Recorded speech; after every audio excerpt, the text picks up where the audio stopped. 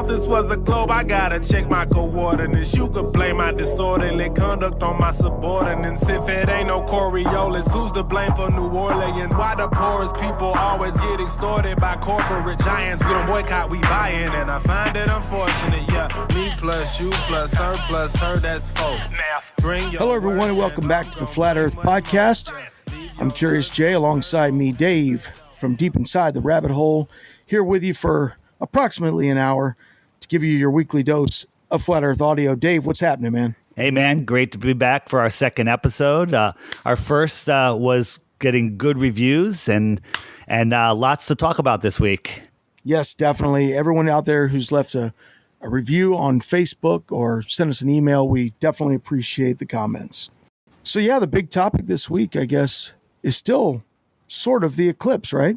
Yeah, we covered that in episode 1 where we were talking about the Potter's Clay video and some other videos out there just showing how the shadow traveling from west to east does not work.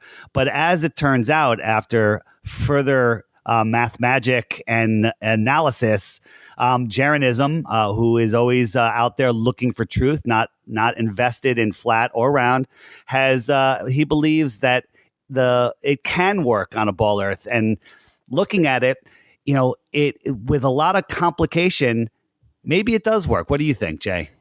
Well, mathematically, yes. I'm just not so sure. I guess what Jaren's video did for me was originally on this solar eclipse working or not working on the globe, I thought, ooh, cool. If they can't make a model to show how it would go west to east, the shadow, that is, if they can't make a model, then yeah, we may have a good one here, right? But I was kind of leaving it open because we got to give them time to make that model. I wasn't working on it. I tried it, thought about it in my head and couldn't do it. So with Jaren's video, I think what happened was, in my head anyway, was I started realizing that there may be more to it than we all originally thought. And that is, I'm researching some physics right now, trying to figure out the exact rules and laws of physics. But I think that actual mainstream science will refute the math behind it. Does that make sense? Yeah, it does. But the other thing is science, in quotation marks, has put out several videos and they're all wrong. They got the Earth spinning in the wrong direction. They have a giant shadow of the moon. When you look at, all of the stuff involving the eclipse, there's so much of it that doesn't make sense. Nobody has ever demonstrated a shadow getting smaller as it moves away from the location where the shadow is. And in their model, the shadow is a pinpoint, defined little dot on the Earth. A shadow only gets bigger and fuzzier over distance. Yeah, that's one aspect of the solar eclipse that I think I've said all along, and I'll double down on that any day. I want science to show me demonstrable proof of how a shadow can get smaller and more defined. I've never seen it in real life, and the only example in quote-unquote real life that has ever been given to us is the eclipse itself. Yeah, absolutely. The possibility that it does travel in the right direction is using math magic, and it is complicated, and you really can't prove it 100%. But on the other side, you can model it perfectly on a flat stationary Earth with a close local sun and moon. It actually works perfectly. And if you look at that diagonal path of totality, if you look over all of history and line all of them up and connect them all, they all make a nice, beautiful circle around the center of the flat Earth. Part of the problem with trying to come up with an experiment, let's say, that actually can prove one way or another if the shadow is going the right way, is the ridiculous scale of the heliocentric model. The other day I said, well, what if we did this, Dave? I said, what if we took like an outdoor train track, right? And a very large one, and we put a train on that train track, and in the center, in the very center of the circle, we put a globe, a 1-foot globe, and the train passes around the diameter of the circle that the train's going in is 60 feet. So that basically you've got 30 globes from the globe itself to any part of the track. You with me on there? Yep. Okay, so on that train, we put a laser and we point it towards the globe. And we set our speeds so that the train is moving around that large track, and it's making in one loop, when it goes all the way around, the globe has spun 28 times. So we'd have to get one of those auto spin globes, right? 27.3 to be exact. Okay, so we'll go 27. And then, hit the laser, turn the laser on when it's passing a certain point of the globe. And we have a camera set up to record that, what the laser does on the globe. That wouldn't even work because it's a laser, not a shadow, some would say.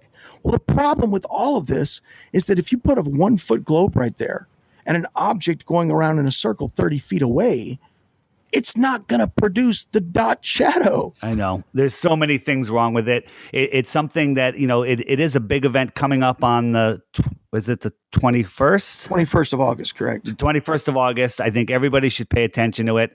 As I said in episode 1, I'm going to stare at it until I either go blind or become superpowered. And we'll see what happens.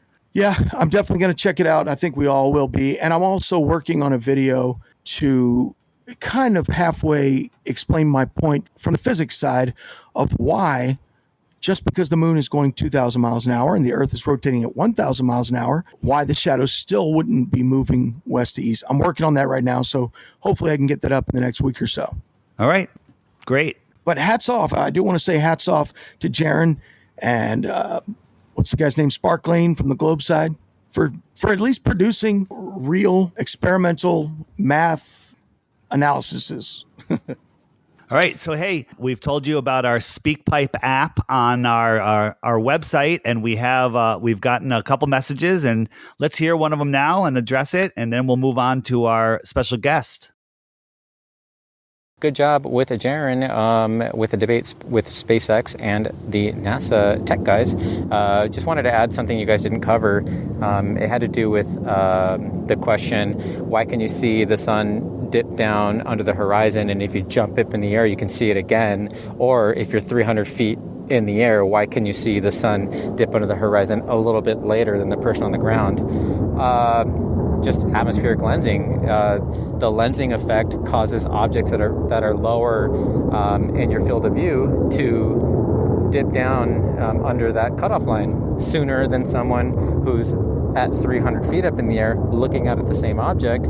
That sun will be higher up in that lens that we call the atmosphere, and so it won't dip down as far. So the person that's higher up will see the sun a little bit longer simply because the magnification doesn't dip it down as much. Thank you. So that's a great point, and we actually didn't forget to talk about it. It's just if we talked about everything in every show, it would take about a year for a show. There's so much to talk about. He said that very well, where we believe that the sun is being lensed to us, and it is rendering, for lack of a better word, in the atmosphere.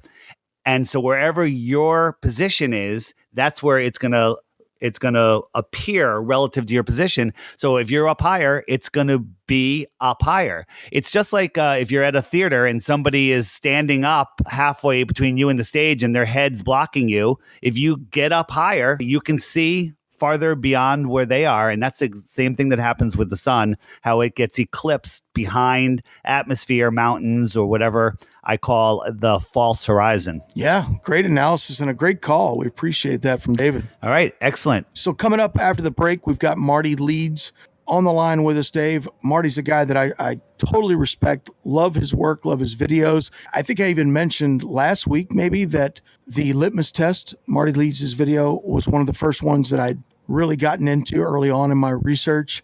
I know you're a big fan of his. He does, his research is so well done. He's so well read. He's so well spoken. The litmus test was one of the first longer videos, documentary style videos that I watched that really hit home with me. Marty's written books. He's done all types of video. He's into the gematria. He explains it better than anybody else. His use of the English language is so beautiful, the way he presents it, especially how he fits in 4-letter words more than anybody anybody else, and they sound like poetry. Oh, he's like the master of that. He's a man. He like swears, and you're like, wow, that's like beautiful. That's like roses, coming out into the story. Use. Yeah. I mean, nobody complains about him swearing, and he swears so much in his videos, you don't even notice it. Yeah. So coming up after the break, we've got Marty Leeds on the line with us, talk about his Flat Earth awakening, his thoughts on the litmus test, and so much more in the Flat Earth world coming up after this. Following announcement has been paid for by The Flat Earth Podcast.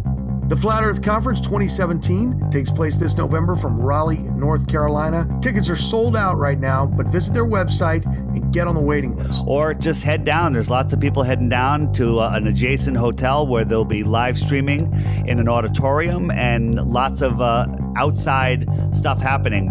A big Flat Earth hangout. And if you want to contribute to the massive Flat Earth billboard that's going up down in Raleigh, North Carolina, head over to the website, flatearthpodcast.com, click on the link that sends you over to the billboard campaign. The billboard is 14 feet tall by 48 feet wide. It'll be the biggest Flat Earth billboard to date. It'll be running for a month before the conference and ending the Sunday after the conference. Head over to fe2017.com now. The Flat Earth Podcast. And if you are coming down to the Flat Earth Conference in November, on Wednesday, the day before, we're going to be kicking off the conference with a gathering at the Flat Earth Billboard, which is just 2.5 miles from the conference center. We're going to have hundreds of people there. We're going to have a drone up filming us. We're going to be live streaming it to all of the different media across the plane, and we'll be interviewing people during it that'll be going out over the live stream. Be part of that. You don't even have to have a ticket to the show. Just join us and listen for more information here on the Flat Earth Podcast. The Flat Earth Podcast. All right, back with us here on the Flat Earth Podcast, and with us now, we have Mr. Marty Leeds, the creator of the Flat Earth Litmus Test. Marty, how are you? Good. How are you guys doing? We're doing great, Marty. Glad to have you on the show. Big fan of your work. Your litmus test was one of the early videos that helped me realize where we do not live. You don't know where we are right now, but you know where we do not live, right? Yeah. That's one thing that all flat earthers probably can agree on, is that we don't live on what we were told. Mm-hmm. So Marty, just jumping in here, you're into so much research with your numerology, gematria stuff, which is amazing. I always refer people to you when they ask me questions about it because I don't know anything about it. But when did you wake up to the reality of we don't live on a spinning ball, and how did that happen? Well, I mean, the waking up process is still going on, I would say. So I'm still in that half slumber, maybe. But yeah, when did that happen? I guess, I don't know when it was, but the first time I heard about was Eric Dubay on the Higher Side Chats. And so I had heard a bit of that interview, and then that basically just started the whole down the rabbit hole, if you will. And it was just one thing after another. To me, if you're a real truth seeker, all somebody really has to do is just kind of point you in that direction, and then you'll kind of do the rest of it, At least that was my experience. If you're a true truth seeker and somebody says that to you, you might disregard it right away, but it's going to pique your curiosity enough to make you say, all right, I need to know more, Well, thanks for clarifying that, because it took me 6 months of banning people from messaging me to look into the flat earth until I finally looked. And then I was like, what? Now I got to deal with this? Oh my God. Yeah, it wasn't, I didn't have, it's so funny because I had written things about doing the work that I do. I felt, when I had started doing work with the cipher and the language and the symbolism and that sort of thing, I sort of felt obligated to take this knowledge system on a world tour and look at all the different things that it could be applied to, And so one of those places was heliocentricity. And I'd even written about, the solar system and that sort of stuff in volume 2 of my books. And So, but even with all of that, I didn't really have a dog in the fight. Like, I still don't. Like, I don't really care what it ultimately is. All I want to know is what it is. You know, like if it was a ball or if it's flat. If it turns out that there's ample proof that we're back on a ball, well, I guess I'll get back on the ball. I mean, I don't think that there's anything that's going to get me back on that ball. But do you know what I'm saying? Like, I had no dog in that fight, and I still don't. I don't really care. All I want to know is that truth. So lots of people, sorry, Jay, lots of people, say, what does it matter? That's the first thing they jump at.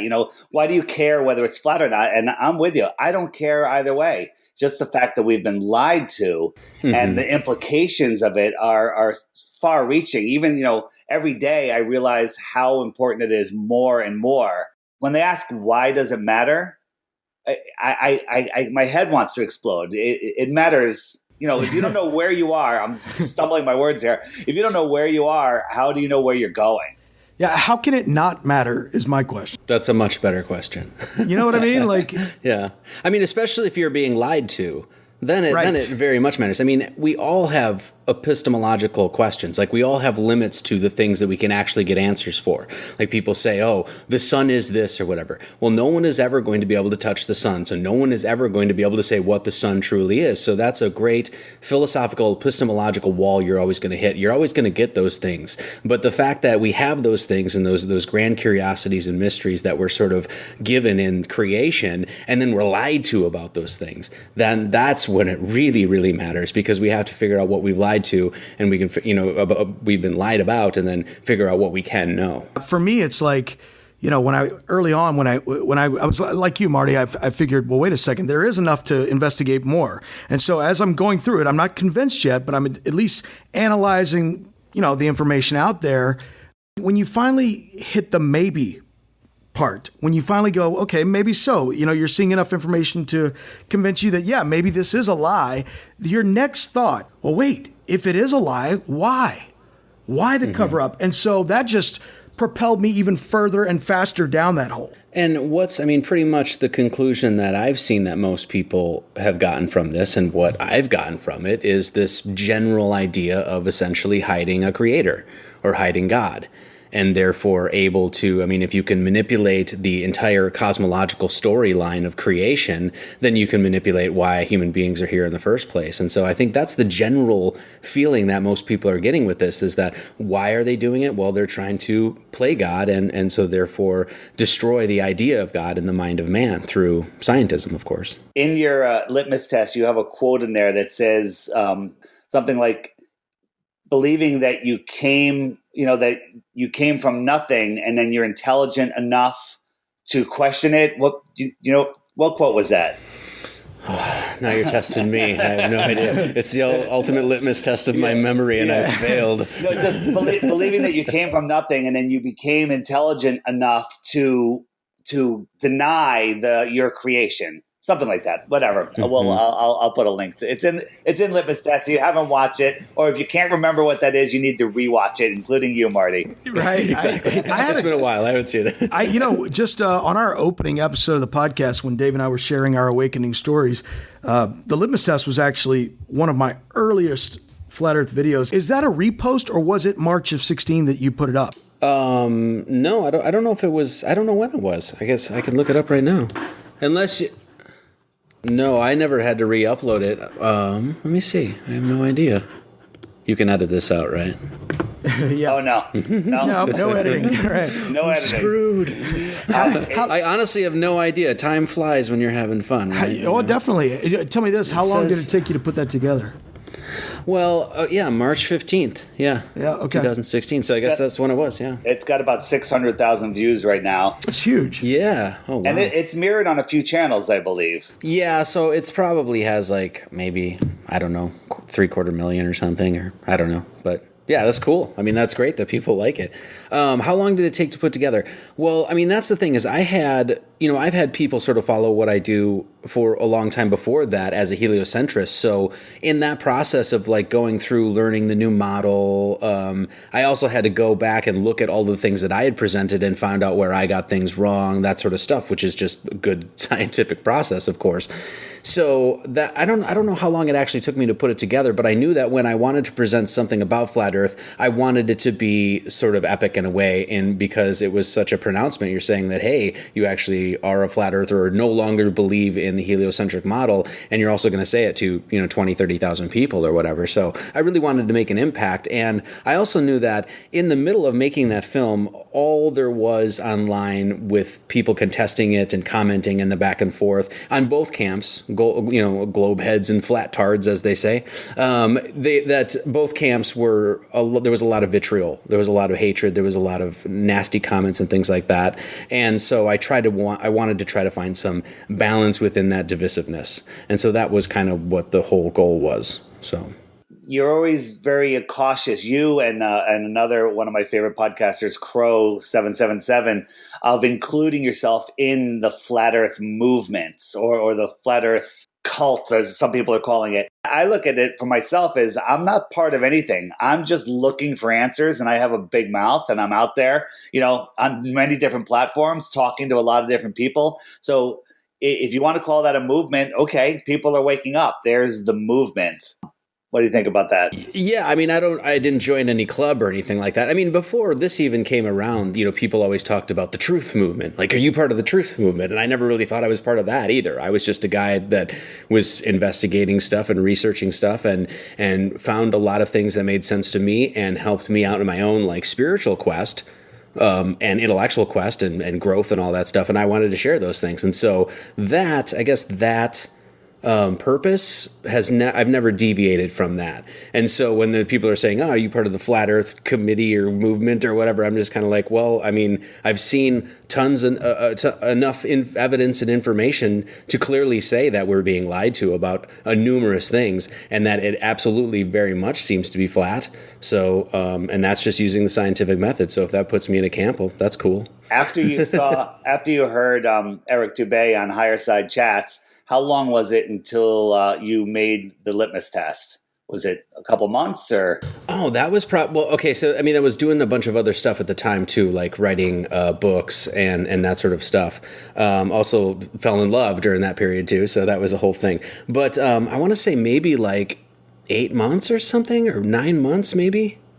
I mean, it was a while because I wanted to go. I mean, I spent 3 months solid for sure, just questioning everything, of course. And then it was the process of building the case and talking about enough things to make the case as to why I feel the way I do. So I don't even know. Like I said, time flies when you're having fun. So it's all a blur, really. How about your understanding of the lies of NASA, that NASA is complete farce? Did you know that a long time before Flat Earth, or were you a retard like myself that didn't know it until after I was a Flat Earther? That's so strange because I did not trust NASA before, but I did not question that the amount of how much I did not trust them, I guess is what I say. I never believed that we went to the to the moon. Yes, same right? here. I just never. I mean, as soon as somebody showed me that, I was like, "That's bullshit," right? And then, as far as Mars rover, I remember the first time I saw a picture of that, and I want to say it was either on Time magazine or it might have been Newsweek or something like that. This was a long time ago when they first said that they landed. I immediately saw that and I was just like, that's garbage, But I just assumed that this was another branch of the government that they were filtering money through to do whatever sort of nefarious shit that the government likes to do, right? But little did I know what their true purpose was and how occult really those organizations are. That's really been shown to me now about how when these branches of the government have been started, who they were started by, and then what their history is. So I'm right there with you, Marty. I was never at the, NASA is the occult. I was never at that level. But prior to Flat Earth, I was convinced that the moon landing footage, at least, was fake. Because I always said to myself, there's no way they would broadcast this live on television. There's too much that could go wrong. So they pre-taped it, and maybe they did go to the moon, but it's not, the footage we've seen is not legit. And so I always, I guess, reconciled that. In other words, yes, they're lying, but it was for a good reason. So it's kind of right in between you and Dave as far as that goes. Yeah, but it didn't take much to convince me that they're lying about the Earth. You know what I mean? Yeah, for sure. Yeah. I was just reading an article about the Mars rover and why it's still working, and that they're now saying that the panels are getting cleaned off by something. every once in a while. Like they're implying that there's alien life on Mars washing the solar panels. Yeah, of course. Well, my question is how are they transmitting from Mars? Because I got a text just before the show, and I thought it was the end of the world from Jay. It said, "I've had the worst 2 hours ever." And his Wi-Fi had gone down, and it was just like the most horrible thing. He was on the phone with the cable company, and just wondering how they deal with that on Mars. It's Mars, Arizona, or something. Or wherever it is. I'm in Los Angeles, and my Wi-Fi goes out, but yet they can send 4K pics and video, from Mars and back with no problems. Amazing. That's the kind of wizardry you get from NASA. That was always the joke back in the day too. Like if they had some like crazy good technology, it was always like, oh man, you got some of that NASA shit, right? Yeah. And now it's like, oh no, they're just completely lying about everything. It's just wizardry. That's all it is. I was a NASA apologist, just like Jay. Like they didn't show us the moon landing live because they didn't want us to see the real technology. I would make up any excuse. My memory foam mattress is because of NASA. They're doing good. They're doing great stuff for us. And I've told this story before, but I was in a flat Earth discussion, and someone mentioned NASA, and I'm like, what? What do you mean? And then it took me 10 minutes just after looking. Most people just don't look. We're all trustworthy souls, and we can't imagine that people would lie to us like they do. Yeah. That's a great question that I ask a lot of people. In the litmus test video, I know you mentioned one that I also ask people, and that is, does the moon rotate on its axis? I'll ask people that all the time, and no one ever has a clue unless they've looked into this, of course. But the other question I always ask people is, real quick, it should be no problem. Go ahead and give me the top 5 things that comes to mind that NASA invented that's made our life better. Velcro, memory foam.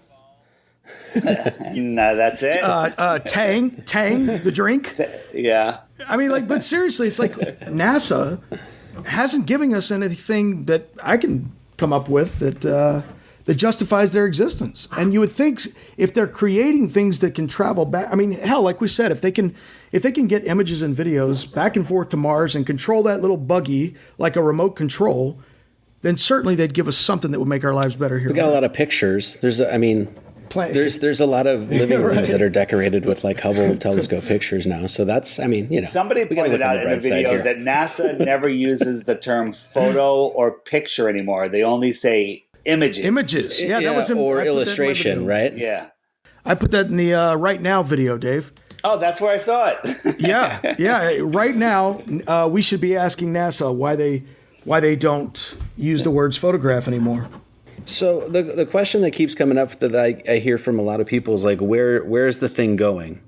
Because it's already gotten worldwide, global attention, really, because of how many celebrities and that sort of thing have talked about it. Neil deGrasse Tyson's addressed it on, Comedy Central or whatever. Like, where do you guys see this going? Do you ever think it's going to get off the internet, or is this going to just end up being a bunch of kooks and cranks on the internet? You go first, Dave. You go first, because you're not going to like my answer. Okay, yeah, I was about to say, I don't know. That is one of the things that I'm most curious about with all of this is where's this going to go? Because my thoughts on this is it's kind of like the old saying, it's the irresistible force meets the immovable object, because I can't see this thing not growing. Therefore, it's the irresistible force. It's just going to get bigger. However, I can't see an organization or a group of people or a government, whatever you want to call this group that has perpetrated this lie, if they have spent this much money and this much effort and time in lying to us, in the deception, I can't see them ever giving an inch on this. They're never going to admit it. They're never going to come clean. So that's the immovable object. Yeah. And I think we're living in such an incredible time right now, because I don't know where this is going, but it's going to be pretty interesting to see. My take on it is, it's the red pill, blue pill. Once you see flat Earth, you can't unsee it. Nobody becomes a flat earther and then goes back to the spinning ball. There's one or two weird, circumstances. Tiger Dan, he's the anomaly. But hang on. Tiger Dan disappeared. He's gone. We haven't seen him. once he flipped, nobody ever saw him again. We never saw his face. I don't believe it was even him, or, if he was being tortured just like he said he would be. Did you see the video I did on that where I took his clip where he said, if you ever hear me say the earth is a spinning ball, no, I'm being tortured. Oh yeah, that's right. That's right. I pray for the guy. I don't know what happened to him, but that's a whole other thing. But once you see flat earth, people are waking up more and more. Now, you mentioned flat earth to somebody a year, 2 years ago, and you would just get laughed at. Now they respond back with questions. I don't know if you've noticed this. People are like, I've heard that. People are hearing flat earth so much now. The president's saying it, and it's on the news, and there's billboards up. A Stranger's Guide to Flat Earth billboard. Check it out on GoFundMe. I think that the flat earth is bigger than all of the other deceptions. 9/11, Boston bombing, everything. It is the one secret that if it gets out, they lose control completely. So the people, and I'll use that word in quotations, that are running the plane are psychopaths. And if we get them into a corner where flat earth is going mainstream, they're going to flip the table over, because that's what a psychopath does when they're cornered. So I can't imagine them letting it go. But with that said, I also believe that they need us to create their reality. They condition us to have the thoughts to create the world that they want. And if people wake up and disconnect and stop giving them our power through fear and hopelessness, that they have no control over that. So the question is, will enough people wake up quick enough to stop them from flipping the table over? I guess my follow-up question to both of you on that is, not to be a downer, but do you guys think that they would actually take the internet away? And I don't mean the entire internet, but start really censoring the internet. Well, I think we're there, right? It's already happening, right? Didn't you just have your channel taken down? I know SGT report, they got a strike. I've heard a bunch of people. Lauren Southern, I know she just got her Patreon taken away. It's already happening, and it's been happening for a while. The CISPA and all those other ones that were in the works. So they're going to do it. I think in order to stop the momentum, this is where it gets kind of dark. So I apologize, and this is complete speculation, but just knowing the cyclical nature of how some of these things work. Like when momentum like that builds so much, you kind of have to trigger the masses or the herd or whatever psychologically, which means you have to have another 9/11 event kind of thing to trigger everybody and get them off course from thinking that they're going to get out of the pen, if you will. Because, that's obviously what the people at the very, very top, the elite that should not be, they obviously have the sacred, profane kind of sacred, chosen goyim kind of thing going on. You're the cattle, they're the sacred ones. So if the herd starts getting a little restless, they're going to have to do something to get them back in the pen. So, and that's really twisted to think about, but we've seen it enough. We've seen it enough, the tactics that they'll go to and the tactics that they, that they use all the time. So I expect that something like that is going to come because of how much activity we see right now. Yeah, I for one, am not going to be surprised if in the next year or two, there's one of these mass shootings or whatever, and when they identify the guy who did it, of course he's going to be a flat earth, just to start associating that with the crazy guy who shot up the mall. Yeah.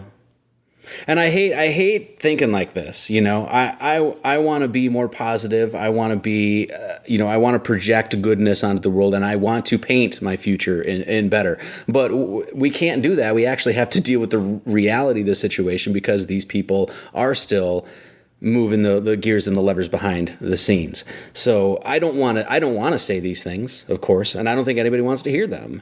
But we've seen how it works.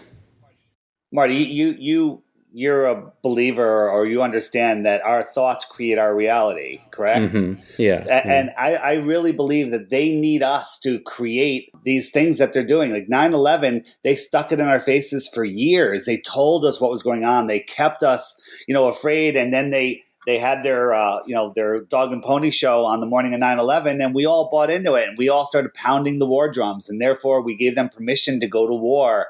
all of these things, they can't do it without our permission. Like we've woken up to the reality of where we don't live. At least that's true. And so us three, and not just us, but the three in this room here, we're not giving them our energy anymore. So when they put their nonsense on the news, we laugh at it, and they don't get our energy. And if enough people wake up, and I don't think it's a lot, it's a small percentage to hit that tipping point, they lose power completely. I think that we do have a great fighting chance, but waking people up, getting them unfluoridated so they can actually think, that's the trick. But I believe we can do it. Yeah. So this is the struggle I always have with being surrounded by, and finding people of your ilk or whatever and talking to them, is that I have seen so much, and I'm so guilty of it, of just thinking that, we all live in these sort of echo chambers and bubbles, and it's like we look on, if like when I was on Facebook, I would look at my Facebook feed and I'd be like, look, all these people are woke, they're all, they understand the false flags, they understand what's going on and stuff like that. But that's just that very small sample of people that are out there. And I recently went to Colorado. I live in Eugene, Oregon right now. And I went to Colorado and I visited some old friends. And my old friend, these are guys from high school, and they're great guys, fucking great guys, right? I love them. We hung out, partied. It was great. But they're just not into any of this. None of it. None of the conspiracies, not even some of it, not even 9/11. They've heard, whispers here and there, but other than that, they haven't gone down those roads. And I realize that is really a majority of the people, that they're not even going to turn their head with flat Earth. So once again, I don't want to think that way, but when you have those real life experiences, it's just kind of hard to. Yeah. No, I totally you get what I'm saying, right? Yep. Yeah. It's depressing sometimes. I'm all positive. Wow, all these people are waking up because those are the people I'm hanging out with. Mm-hmm. But then I go out into the public and I look around. Last night, my son took me to a Fish concert at Madison Square Garden. Nice. How was that? And the music was great. They're great. But I turned around during the song and I looked back through the crowd, and I was on the floor about 2/3 of the way up. And I just looked at all of the faces and I realized none of them know anything about where we live. None of them know 9/11 was fake. I just looked and I saw how venues of like this are really just control mechanisms. They're distractions, sport. I used to have season tickets to the Jets. Now I couldn't even imagine caring about a football game. Those things are used to just distract people and keep them lost. It's true. My lady and I, every time we sit down, we're like, hey, let's just watch a movie tonight. And then we'll go on like Amazon or iTunes or whatever it is and try to look for a movie. And it's just like, it's just propaganda. Like just pure. And now that I see it, it's like, I can't even watch any of it. And I actually want to. I just kind of want to like zone out, not think about shit for a while and just take in a movie. And like, you can't even do it because, the last time we looked, it was like all the movies were war movies or space movies. That was it. It was like The Martian and then whatever, World War Z or whatever the hell it was, like. You mentioned your wife. I'm assuming she's a flat earther? Yes, she is. Yes. Do you think a relationship can work out where one person is a flat earther and the other is not?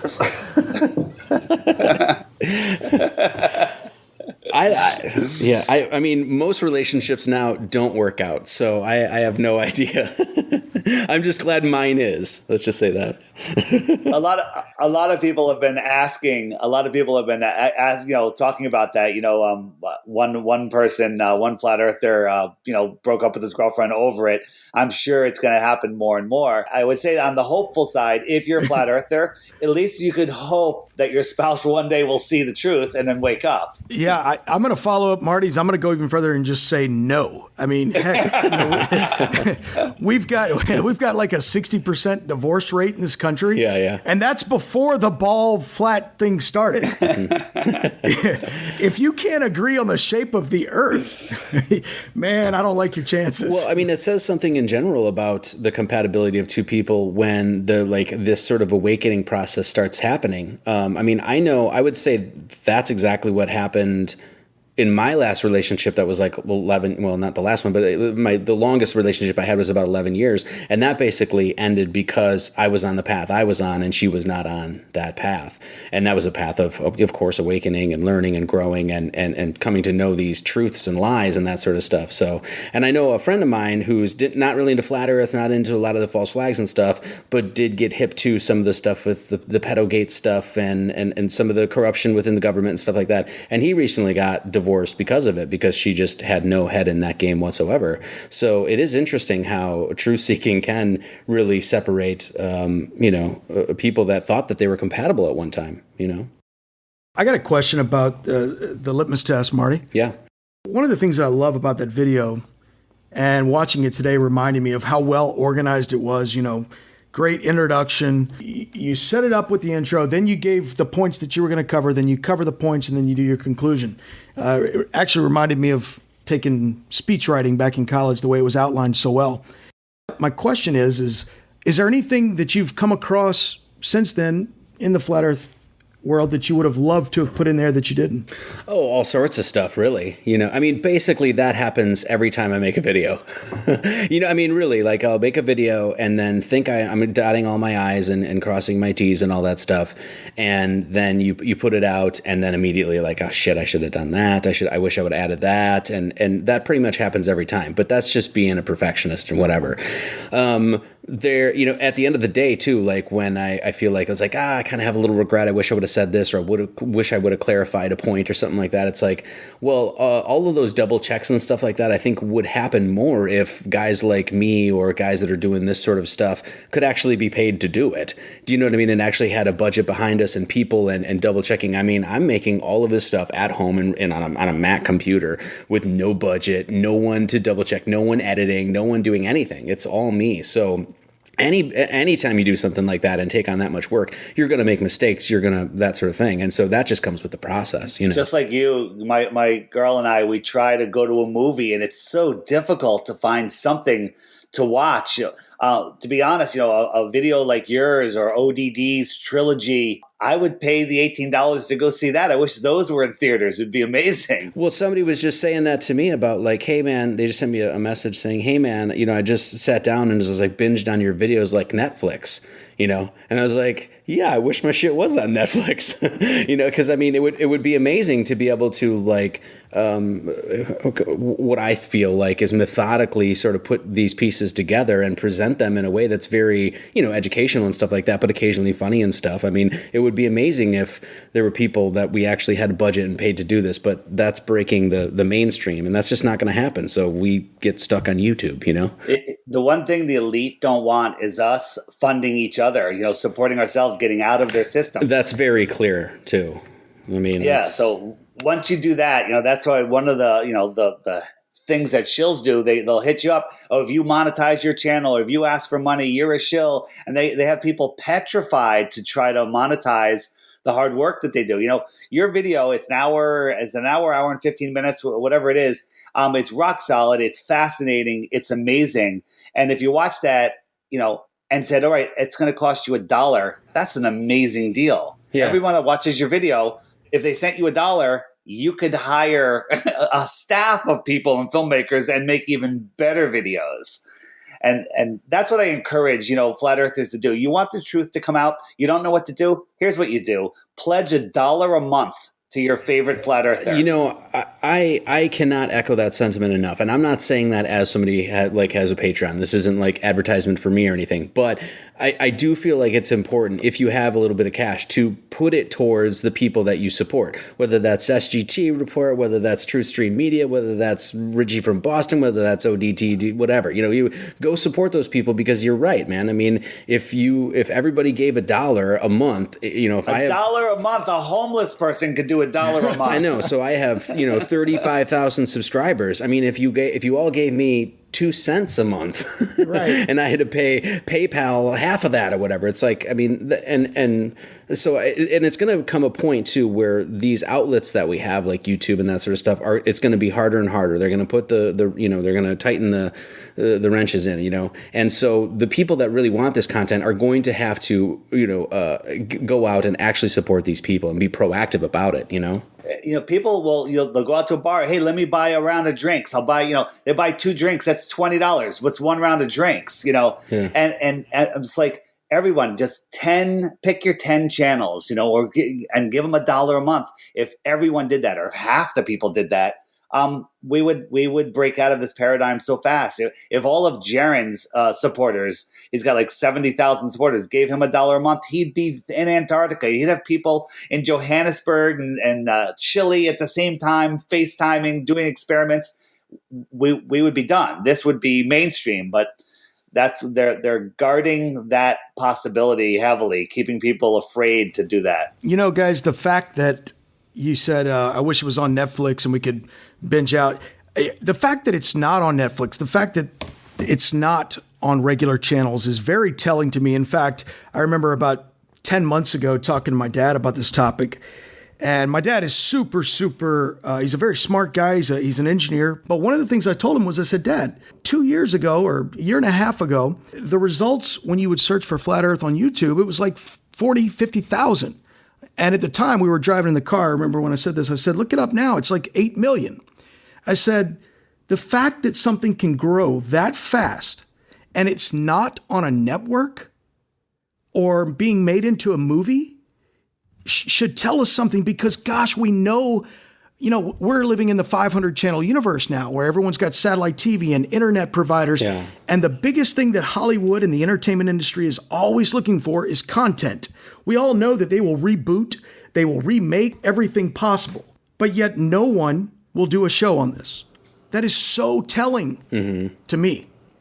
Yeah, I mean, you basically have talent just waiting for somebody to come along and give them a bunch of cash. I mean, look at and of course, a bunch of these YouTubers should not get that sort of attention and stuff. But when you look at guys like ODD TV, you look at Jarenism, they're I mean, with no budget, essentially, those guys are putting together, I mean, really well done videos in many respects, I mean, if they did have a budget, you can only imagine how much more they could cover, And so, yeah, I don't expect it. I mean, I had ads on my YouTube videos for a little while, and then I took them down, and I never relied on any money from YouTube because I just never really saw it as something that was going to last for steady income. And I know that one guy, God Rules, he basically quit his job, I think, and then relied on all of his Patreon and YouTube, and then YouTube basically cut all the advertising on his channel, and he had basically just quit his job, if that's what I heard anyway. And so I can't rely on that. So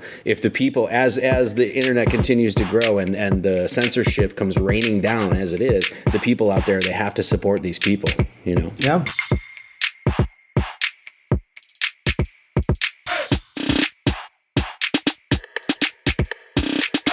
Following announcement has been paid for by The Flat Earth Podcast.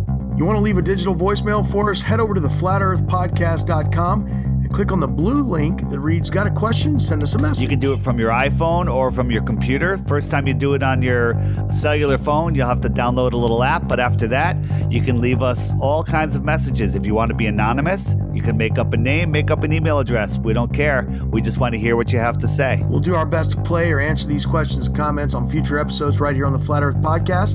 Download the SpeakPipe app and check us out at theflatearthpodcast.com. The Flat Earth Podcast. If you're watching this audio on YouTube right now and you're not familiar with the world of podcasting, there's a far better way to listen to the Flat Earth Podcast each and every week. Think of a podcast player like a TiVo or a DVR is to your television. You subscribe to your favorite shows. Whenever one comes out, the player will automatically download it and notify you that it's available for easy listening anywhere. We're on iTunes, Stitcher, SoundCloud, and so many more. If we're not on your favorite podcast app, send us a message and let us know to make sure we will be. Go to our website, the Flat Earth Podcast, and easy links for Android and Apple iOS are right there on the website to download a great player. The Flat Earth Podcast. Hi guys, this is D Marble with Curious Jay and Dave, and you are listening to the Flat Earth Podcast.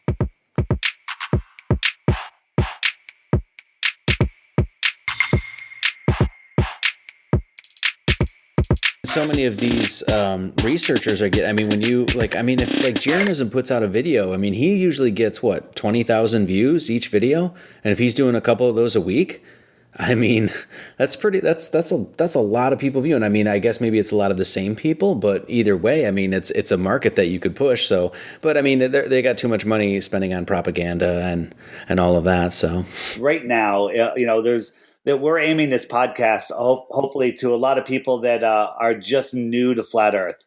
If you were meeting somebody that said, "Hey, what's up with this flat Earth business?" what would you lead with? What is your number one thing for a new person to look at?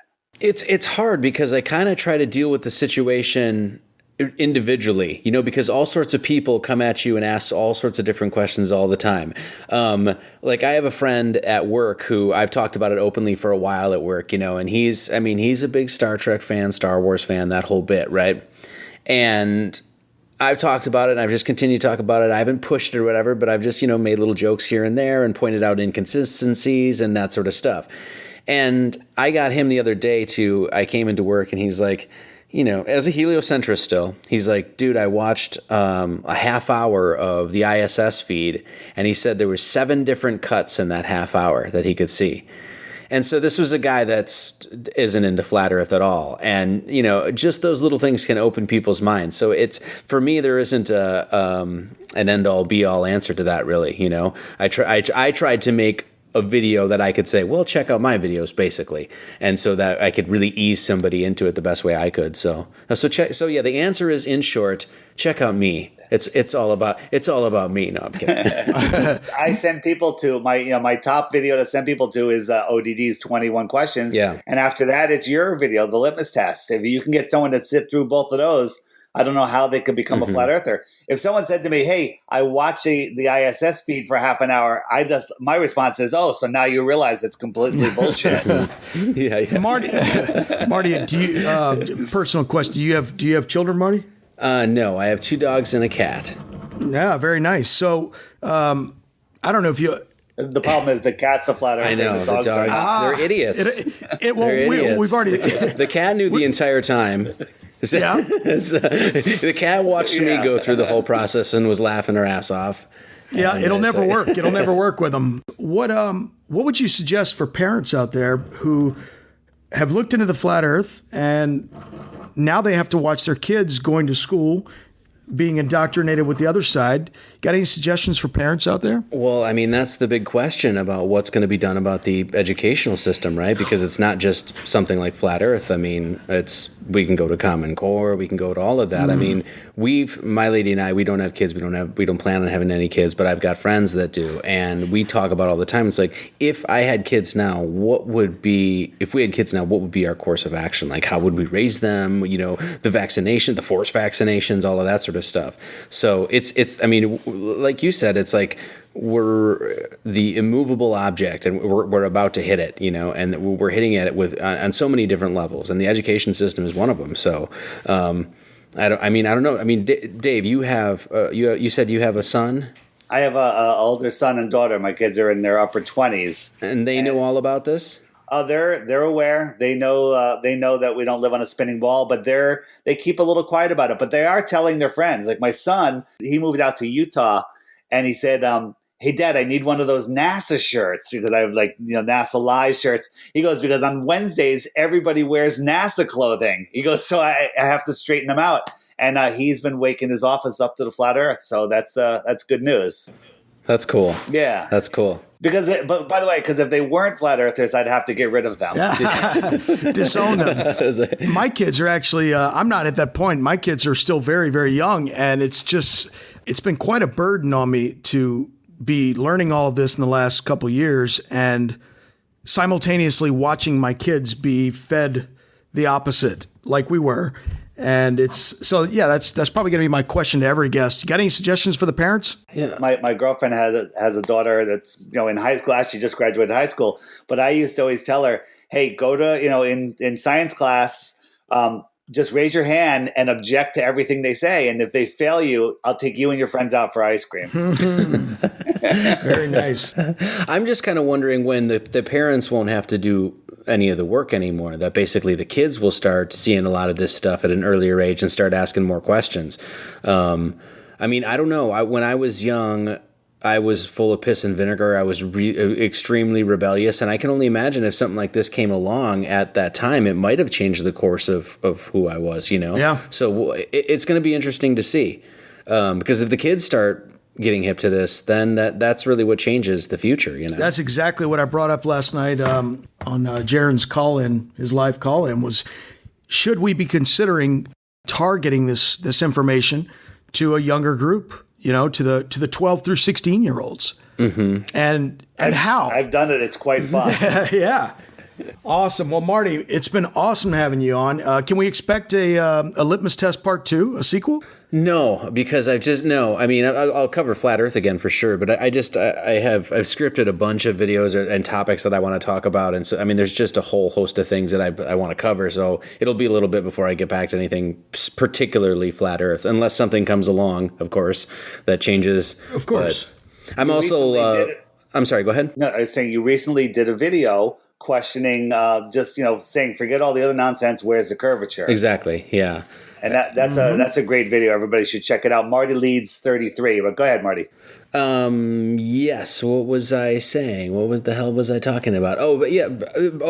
So I'm also basically making an amalgamation of essentially like 10 years worth of work into a book. So I'm also compiling a whole bunch of stuff, 20 new chapters and all of that. So I'm kind of doing that as well. So I'm interspersing videos in that. So, and I also have a record coming out soon. I did an instrumental record of a bunch of music that I had made for all the videos on my channel. And so I'm just putting that on a record and throwing it out there. So that's coming out. So check it out. Tons of new stuff. And I'm trying to focus for once in my life, actually focus on my YouTube channel instead of just kind of throwing up videos. I'm trying to do it more regularly and more professionally. So Marty, where's the best place for people to find you? Your YouTube channel? Yeah, YouTube's best place, or MartyLeeds33.com. Marty Leeds33. And check out his income tax video too, the IRS one. That's awesome. Yeah, thank you very much. Good stuff. All right. Thanks a lot for joining us, Marty. And we'll catch you guys next week on the Flat Earth Podcast. Hey guys, I appreciate it. Keep on keeping on, okay? Right. Thanks, Marty. If it ain't no Coriolis, who's to blame for New Orleans? Why the poorest people always get extorted by corporate giants? We don't boycott, we buy in, and I find it unfortunate. Yeah, me plus you plus her, that's 4. Now bring your worst, and I'm gonna bring much more. Yeah, leave your nerves, your skirt both at the door.